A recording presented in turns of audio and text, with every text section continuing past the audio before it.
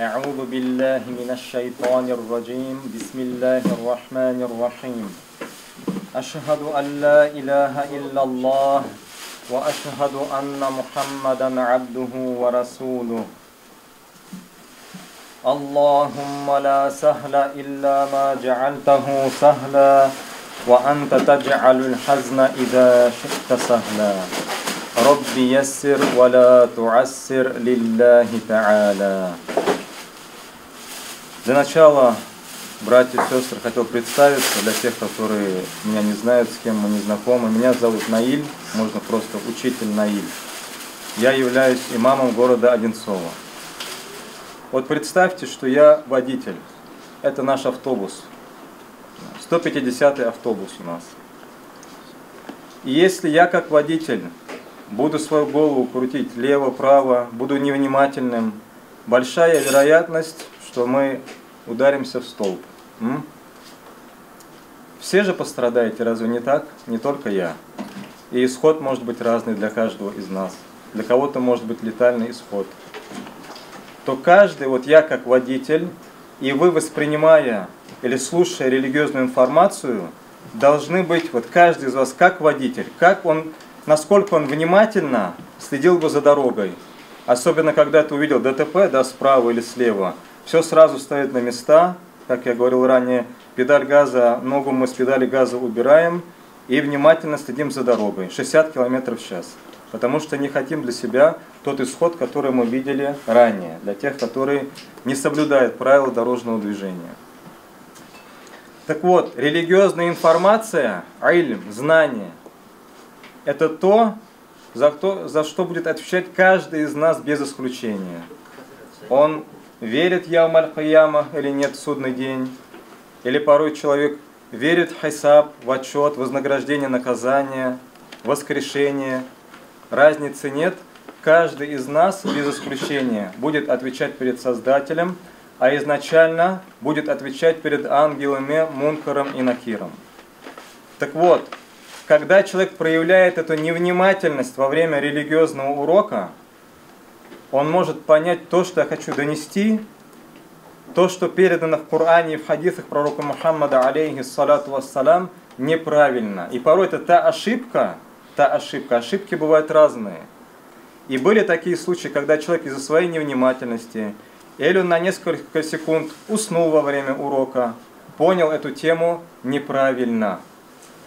Но за это человек будет отвечать, потому что у нас есть акль, разум, а разум это инструмент для распознания истины. И порой то, что ты понял неправильно, разума было достаточно, чтобы понять то, что это не является таковым. Но в наше время мало порой тех, которые используют разум по назначению. И начать я хочу с аята из Корана, в котором сказано: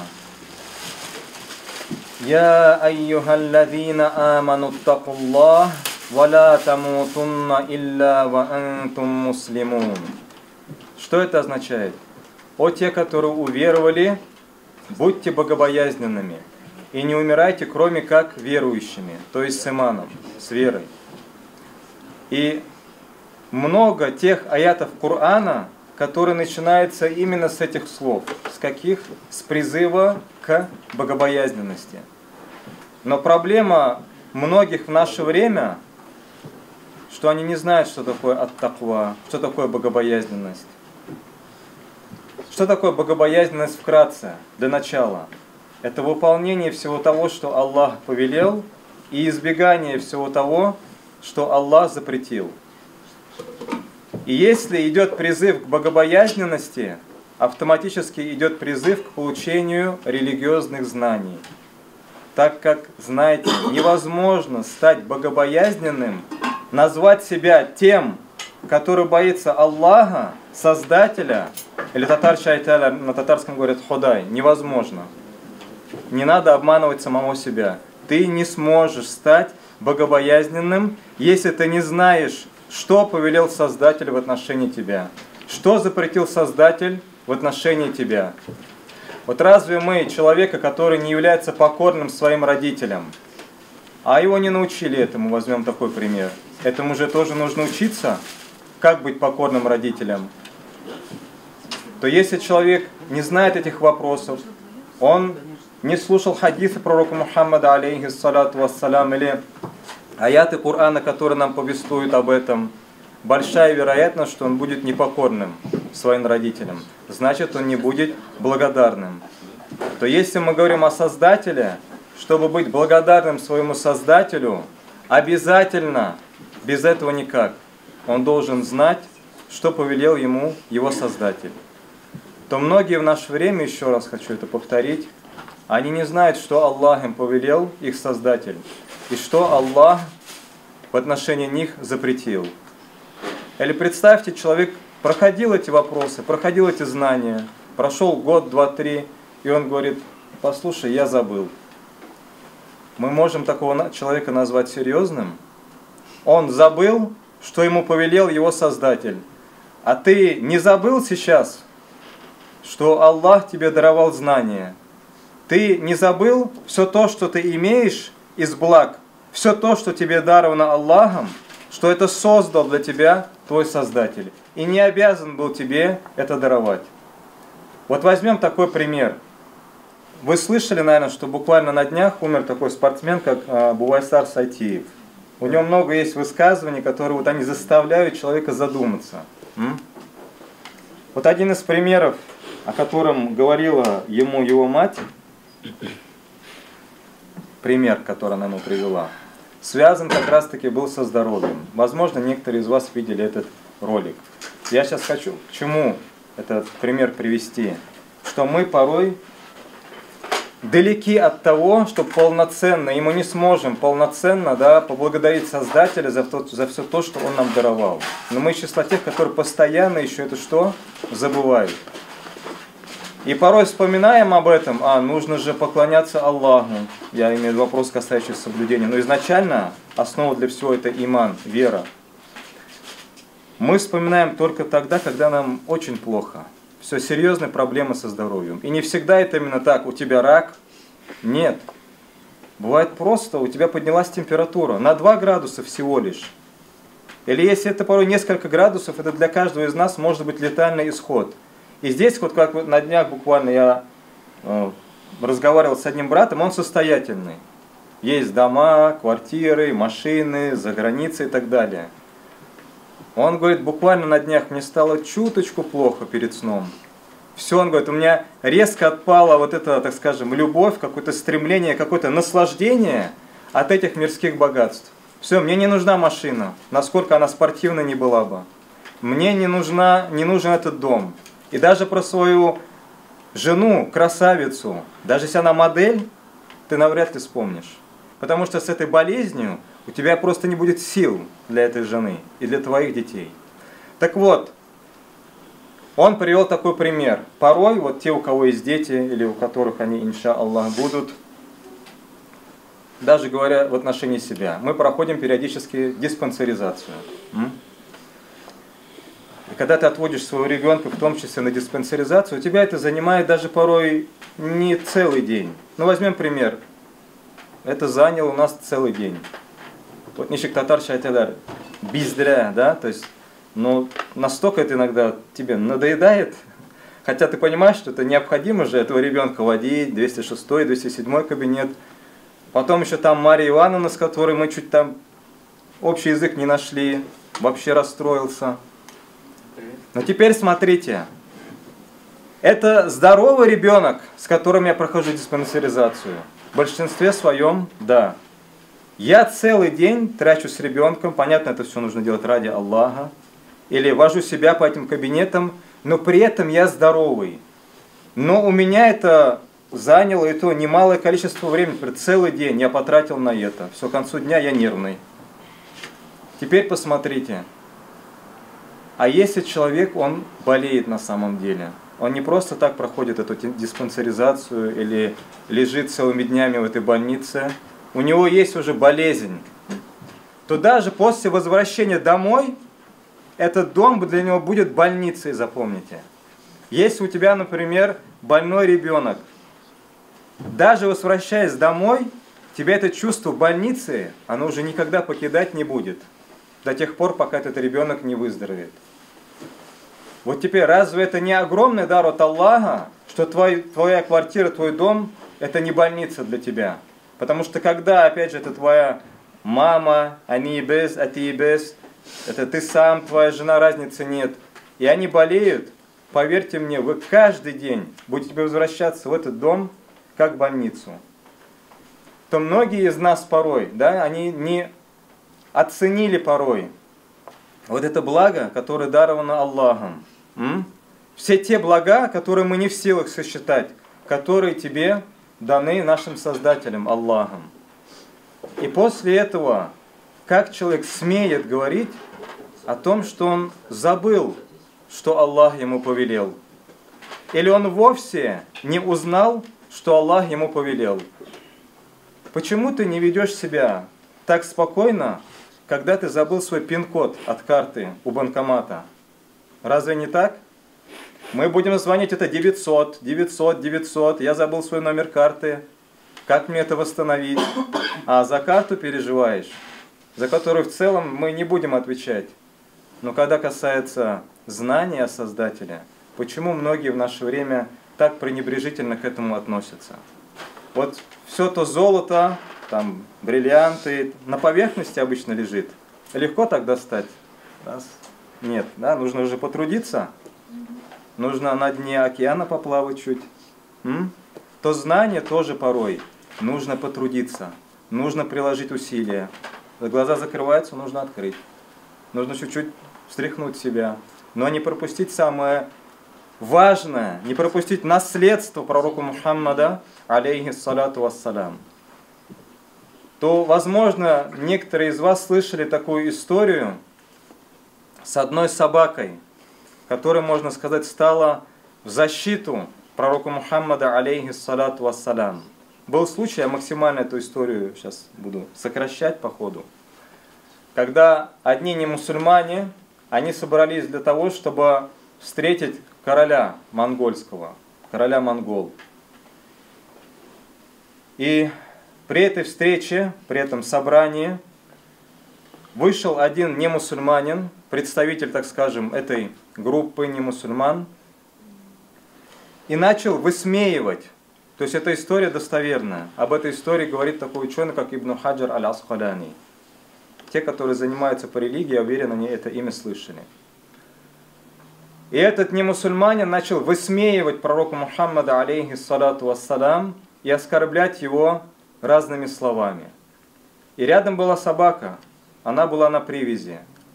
Эта собака, как услышала это оскорбление в отношении пророка Мухаммада, алейхиссалату вассалям, и напомню, что собака – это создание, которое не имеет разума. Она начала лаять, начала, так скажем, скалить зубы, и в итоге она сорвалась и напала на этого немусульманина, укусила его. Еле-еле эту собаку оттащили от этого человека. И после один человек сказал ему, этому немусульманину: послушай, эта собака напала на тебя не просто так, потому что ты начал оскорблять лучшее создание Аллаха. Ты начал оскорблять пророка Мухаммада, алейхиссалату вассалям. Этот человек не соглашался с этим. Он говорит: нет, когда я оскорблял пророка, я жестикулировал, поэтому собака отреагировала на мои действия таким образом и напала на меня. И начал что делать? Продолжать еще в большей форме, еще в более грубой форме оскорблять и унижать пророка Мухаммада, алейхиссалату вассалям. Не остановился на этом. Хотя это уже было знамение от Аллаха для него. После этого эта собака опять сорвалась с цепи, вцепилась ему в горло и убила этого человека. То есть сразу он на месте погиб от этого, так скажем, укуса, от того урона, который нанесла ему собака. И это видело огромное количество человек. И увидев это знамение от Аллаха, так как Аллах говорит в Коране, в значении одного из аятов, что тот, кто испытывал ненависть к пророку Мухаммаду, алейхиссалату вассалям, он будет лишен всех благ. Не пророк будет лишен благ, а тот, кто испытывал ненависть к пророку Мухаммаду, алейхиссалату вассалям, он будет лишен всех благ. И увидев эту картину, приблизительно 40 тысяч монгол, они приняли ислам. Представляете, это огромное количество. Если принятие одним человеком религии ислам, истины, это лучше, чем эта дуня, этот мир и все, что в ней есть, а здесь по причине этого около 40 тысяч монгол, не мусульман, приняли ислам, то также, запомните, это знамение для нас.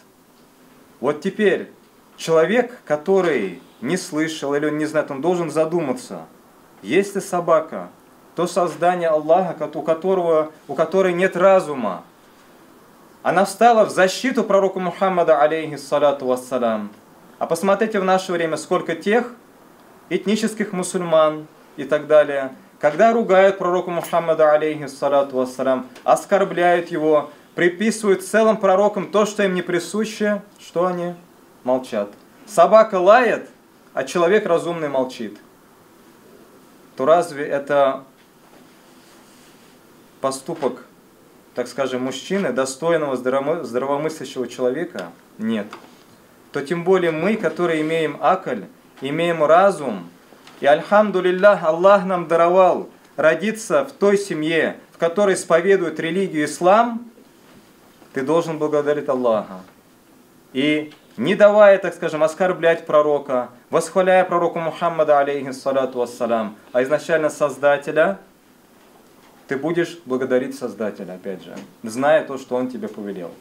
Так вот, значит, человек должен задаться вопросом, если собака выступила в защиту, кто же тогда такой пророк Мухаммад, алейхиссалату вассалям? Кто такие пророки в целом, начиная от пророка Адама, алейхиссалям, и заканчивая кем? Пророком Мухаммадом, саллаллаху алейхи вассалям. Так знаете, что пророки, пайгамберлер, это мужчины из людей, которых Аллах наделил самыми лучшими, самыми прекрасными качествами, всех до единого, начиная от пророка Адама, алейхиссалям, и, как мы сказали, заканчивая пророком Мухаммадом, саллаллаху алейхи вассалям. Да, кто-то может, например, сказать, ну послушай, откуда ты это взял? Он может сказать, ты видел пророка Мухаммада, алейхиссалату вассалям? Я смело ему скажу, нет. Мы видели пророка Адама, алейхиссалям, которого мы часто упоминаем в дуа. Кто из нас не слышал, качан безен абилярбез, бабаларбез читали дуа, посвящали чтение Корана умершим? Они разве не говорили Адам атабез, Хава анабез, Аиса пайгамбербез, Муса пайгамбербез? Они их видели? Нет. Потому что, то есть каким образом, мы же говорим иман. Что такое иман? Вера. Не всегда основа именно то, что ты видел. Ты Гитлера видел? Не видел.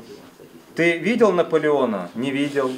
Ты видел пророка Ноя? Ноев ковчег ты видел? Нет, но при этом же ты веришь, что был пророк Нох, и был Ноев ковчег, и был всемирный потоп. Эта весть называется мутаватир. То есть то, что видело огромное количество людей, как пророка Мухаммада, как пророка Адама, алейхиссалям, как пророка Аиса Иисуса, Мусу Моисея. И ты это не можешь отрицать. Потому что это то количество людей, которые не могли объединиться во лжи, договориться между собой. А давай мы их всех обманем. Нет. Вот эта весть называется мутаватир. Теперь посмотрите. Вот тот человек, у которого отсутствует вот эта база, знание о Боге, Аллах турында, пайгамбарлар турында, пророках. Вот такой человек неукрепленный, у которого этого стержня, основы нет для всего, он порой ставит под сомнение вопросы, которые переданы в Коране и в хадисах пророка Мухаммада, алейхиссалату вассалям. Как некоторые могут сказать, будет ли судный день на самом деле? Ты видел, кто оттуда вернулся или не вернулся? Ставит под сомнение отчет и многие другие вопросы. Поэтому в первую очередь, чтобы крепко стоять на ногах, нужно укрепляться в основе религии ислам. А это знание о Боге и знание о пророках. Так вот, мы сказали, что пайгамберлер, они были особенными мужчинами, которых Аллах наделил самыми лучшими качествами. Какое их было общее количество, кто знает? Около 120. Да, около 124 тысяч было пророков. Первый из них это Адам, алейхиссалям, последний Мухаммад, алейхимуссалям. То также, возможно, вы слышали, что пайгамбарлар арасында среди пророков было 313 посланников. Отсюда и общее правило. Каждый посланник является пророком, но не каждый пайгамбар-пророк является посланником. То есть посланников было 313. Некоторые из них, как Мухаммад, алейхиссалату вассалям, Иса, Муса, Нух, Адам также, Ибрахим и многие другие. 313. Теперь человек, у него, скорее всего, возникнет вопрос.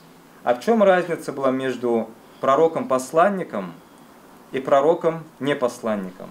Белегис, знаете, что пророки и посланники это те, которые приходили с новыми законами. Или хотя бы с одним новым законом. Либо был отменен, например, один из законов, который был ранее. Вот приведу такой пример. Пророк Иса, алейхиссалям. Как его маму звали? Марьям.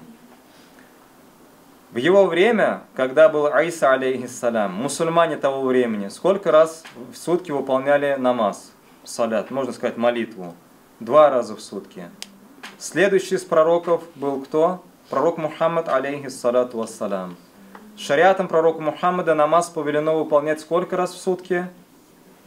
5. Есть разница уже в этом законе. Было 2, стало 5. Есть. Поэтому пророк Мухаммад, он пророк и посланник. Потому что было изменение законов. Или возьмем другой пример. Во время пророка Адама, алейхиссалям, и его жены Евы, Хава Набас, у них было много пар детей, рождались, то есть сразу мальчик-девочка, мальчик-девочка. И среди них также был пророк Шиф, это второй пророк Шиф, который был после Адама, алейхиссалям. Вот в то время было разрешено жениться на родной сестре и выходить замуж за родного брата. Условие, чтобы они не были единоутробными. В наше время это халяль, харам. Значит, было уже изменение этого закона. Ну, раньше еще, да, до пророка Мухаммада, алейхиссалату вассалям. Да. Вот второй пример. Третий пример. Сейчас, если мы запачкаем, например, одеяние наджасой, это кровь, моча, кал и так далее, достаточно нам смыть это под проточной водой. А было время, были те времена, когда во время того или иного пророка повелено было как удалять наджасу, нечистоты, не с тела, с одеяния. Вырезали это место. Недостаточно было это промыть под проточной водой. То есть Аллах, наш Создатель, по своему вечному знанию, по необходимости заменял одни законы на другие. Не религии, законы. То есть иман, вера одна. Истина только одна, мы сказали, так как, не как некоторые порой говорят, несколько истин, 2 истины, 3 истины. Истина, она не может противоречить истине. Значит, привели некоторые примеры пророков и посланников. А кто такой пророк, но не посланник? Это тот, который не получал от Аллаха новых законов. Он призывал к тем законам, которые были ниспосланы предыдущим пророкам и посланникам. Приведем пример. Пророк Сулейман, я думаю, многие о нем слышали. Сулейман, алейхиссалям. Ему были ниспосланы новые законы? Нет. Он призывал к тем законам, которые были ниспосланы какому пророку, кто знает? Муса. И пророку Харун. Харун – это родной брат пророка Муса. Они оба были ниспосланы с одной книгой. Какой книгой? Таурат. Тора, Таурат, совершенно верно. Значит, Сулейман, Яхья, пайгамбар, Дауд, алейхиссалям, они не получали новых законов Аллаха, но они были пророками, но не были посланниками и призывали к тем законам, которые были ниспосланы пророку Муса и пророку Харуну. Теперь, что из этого следует? Во-первых, знайте, что, еще раз хочу акцентировать на этом внимание, это основа, база, запомните. Ислам Дин Небес наука, в которой есть основа, есть фундамент, есть база. Нибар пайгамбарлар, все пророки от Адама до Мухаммада призывали к одной религии ислам. А где об этом сказано? Об этом сказано в Коране, во многих аятах. Как, например, «Ла нуфаррику байна ахадим мир расулих». Какая-то сура, Аль-Бакара. Что говорится в значении этого аята? Что не было разницы, фарк, не было разницы между пророками. Они призывали к одному, к единобожию. Об этом кто сказал? Аллах сказал в Коране. Также сказано в Коране «Инна дина индаллахи ислам». Что это означает?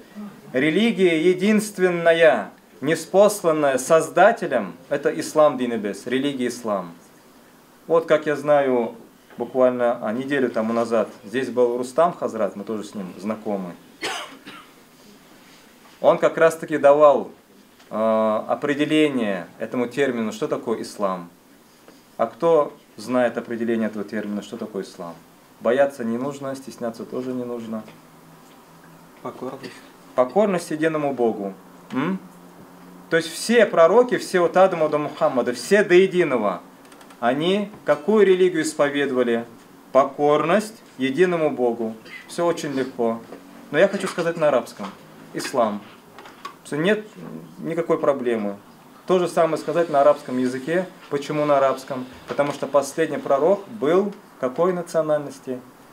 Араб. Поэтому много терминов халяль, харам, шариат вошло в наш обиход из арабского языка. Теперь, что сказано в хадисе пророка Мухаммада, алейхиссалату вассалам? Пророк Мухаммад, алейхиссалату вассалам, сказал: «Аль-анбияу ихватун ли'аллатин динухум вахидун ва уммахатухум шатта». Что это означает? Что религия у всех пророков была одна. У всех пророков. То есть Иса к другой иной религии, помимо религии ислам, не призывал. Муса, Ибрахим, какой-либо иной другой религии не призывал. Посмотрите, насколько вот большой отрезок между пророком Мухаммадом временной, между пророком Мухаммадом, алейхиссалату вассалам, и пророком Ибрахимом, алейхиссалам. Пророк Ибрахим был до пророка Иса. Да.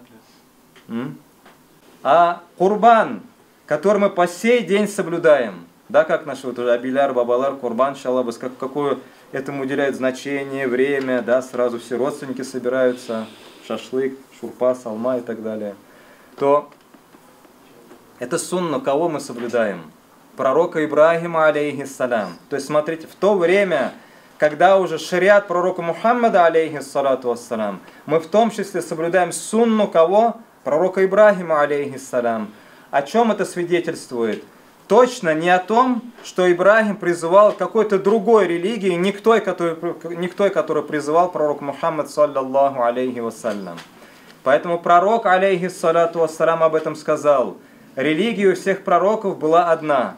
Все были братьями по вере, но отличались друг от друга только некоторыми законами. То есть Аллах по своему вечному знанию по необходимости заменял одни законы на другие. Вот теперь мы переходим на следующую ступеньку. Вообще самая первая ступень это какая? То есть формула, так это назовем. Самая первая формула. Аллах бір. Как мы на русском это скажем? Да, Бог един. Теперь смотрите, сейчас внимательно слушаем, никто не отвлекается. Представим, что мы идем 200 км в час, шаг вправо, шаг влево чуть-чуть. Слушаем внимательно. Что значит Аллах бір? Аллах един. То есть нет у Аллаха, нашего Создателя, соучастника в создании и сотоварища во властвовании. То есть Аллах, Бог, Его имя на каждом языке звучит по-разному. Он один, единственный Создатель для всего. Как мы часто говорим, для китайцев, японцев, разницы нет, какая-то нация. Для всех животных, для многообразия растительного мира, для муравьев, крокодилов, разницы нет. Для всех, для нас, один единственный Создатель. Теперь, мы же сказали недавно довольно-таки, кто такие пророки? Пророк это человек, пайгамбар. Кеше, человек, но особенный. То все пророки, раз Аллах единственный Создатель, наш Бог, то все пророки были созданы тоже одним, единым Богом. Разве они могли призвать по-разному верить в Него? Разве те, которые созданы одним единым Богом, могли призывать к разным религиям? Нет, это абсурд. Это пока очень коротко, вкратце. Значит, теперь мы идем дальше. Мы сказали о Создателе, Он один единственный Создатель, у Него нет соучастника. Мы сказали о пророках, которые были ниспосланы Аллахом. Но мы также о чем говорили еще сегодня? Тора, Таурат, Коран, Инджиль, священные писания. А какая вытекающая здесь? Значит, священные писания, которые были ниспосланы пророкам, а их было сколько? 104. Потому что не каждому пророку было ниспослано священное писание. Не каждому. Их всего было 104. Как пример. Коран кому был ниспослан? Пророку Мухаммаду. Тора пророку Муса. Забур пророку Дауду. Инджиль пророку Иса алейхиссалям. Это то, что было уже собрано в виде книг. И было 100 свитков. Например, были они ниспосланы пророку Шифу, это второй пророк после пророка Адама алейхиссалям, Идрису, Ибрахиму и так далее. То смотрите, какой здесь важный момент. Раз пророки, небар пайгамбарлар, призвали людей к одной единственной религии, к единобожию, значит и все священные писания призывали к единобожию. Иначе, получается, человек говорит, пророки призывали к одному, но книги, которые были им ниспосланы, призывали к разным религиям. Акалабызга, карше. Разум что? Не принимает это? Нет, это абсурд. Значит, пророки и все священные писания призывали к одному. Теперь, если кто-то спросит, если кто-то скажет, он скажет, послушай, ну давай мы сейчас откроем экземпляр Корана. И давай возьмем, например, то, что, так скажем, то есть если мы говорим о другом священном писании, которое не сохранилось до нашего времени в оригинале, как, например, Тора, Таурат. Эта книга в оригинале до нашего времени сохранилась? Нет. Значит, если эту книгу исказили, и в том виде, в котором ее получил, в котором была ниспослана пророку Муса, алейхиссалям, мы сейчас не имеем возможности держать в руках. И есть те люди, которые внесли уже в это священное писание что-то от себя, свое исказили. Мы порой можем увидеть в том, что сейчас Коран и ту книгу, которую исказили, не та, которая была ниспослана, а которую исказили. Что можем увидеть? Противоречия. И таких десятки тысяч мусульман, в наше время в том числе, которые Коран знают наизусть. Мы говорим сейчас про арабский текст. То теперь, если кто-то придет с корыстными целями, нехороший человек, и решит исказить аяты Корана, думает, я сейчас добавлю-ка туда одну букву, то что сразу мусульмане? Есть даже не мусульмане, которые Коран наизусть знают. Ему сразу скажут, так, стоп, малай, там этой буквы что? Нет. А ну-ка быстро исправляем ошибку. Или наоборот, то есть нет разницы, убавить хочет, добавить, его исправят, не дадут ему исказить аяты Корана. А теперь возьмем в пример Тору, Таурат, которая была ниспослана пророку Муса, алейхиссалям. Ее наизусть знал кто? Муса. Ее наизусть, конечно, знал Гарун. Мы сказали, это родной брат пророка Муса, алейхиссалям. И помимо этих пророков, наизусть знал еще Тору только один человек. Его звали Узайр. Теперь со временем же, то есть пророки ушли из этой дуни, как Муса, Гарун, как и Узайр, он ушел из этой жизни. И люди что? Священное Писание, как Тору, начали искажать. Кто-то специально, кто-то по незнанию, как и другие священные Писания. И вот с искажением уже того, что было ниспослано пророку Муса или Иса и так далее, появлялись что? Новые религии. Вот смотрите, возьмем шариат пророка Мухаммада, алейхиссалату вассалям. Вот представим, пришел человек, вопрос такой ко всем, я уверен, вы на него знаете ответ. Дунгаз итен ашарга ярымы? Ярамы.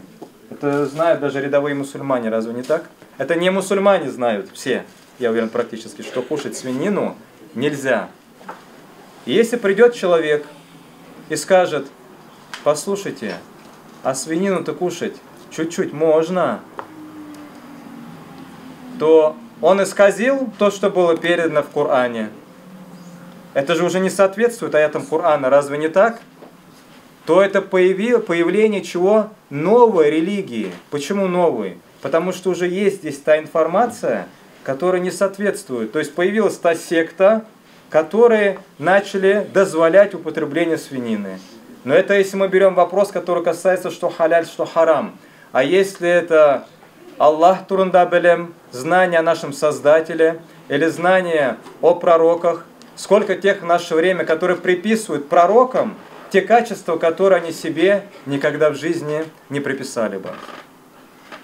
Поэтому еще раз, в заключение, знайте еще раз, основу для всего – это «Ля иляха илляллах Мухаммад Расулуллах». Что сказал пророк Мухаммад, алейхиссалату вассалам? «Афдолюль а'амали иманун билляхи ва расулих».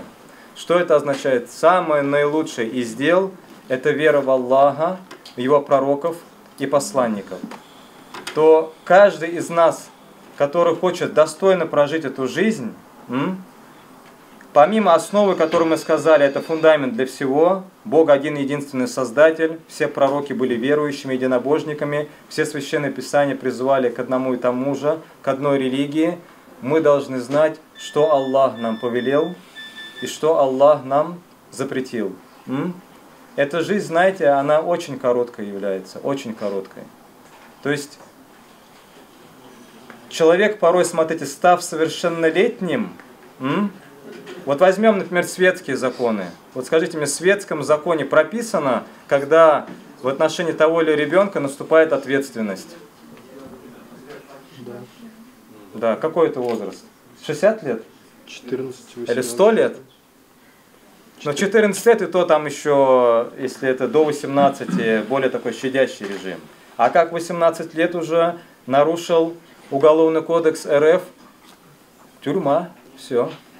То есть есть же эта граница.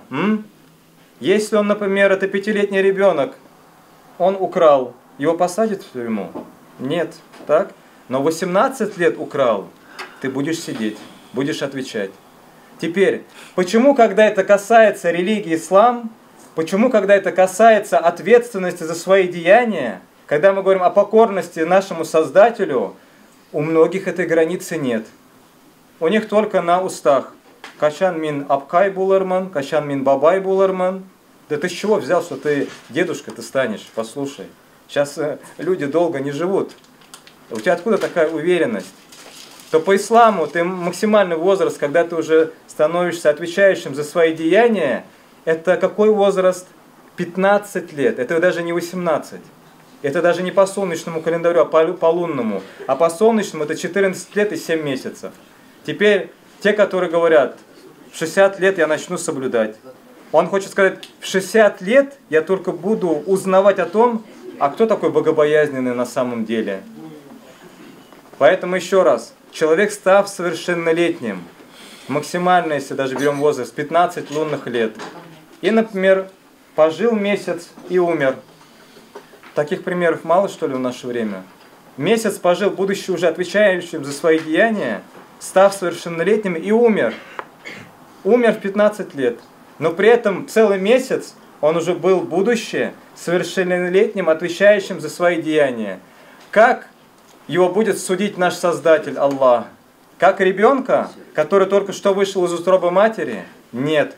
Он будет отвечать так же, как его дедушка, который умер, например, в 60 лет, в 100 лет, 80 лет. Он будет уже отвечающим, ответственным за свои деяния.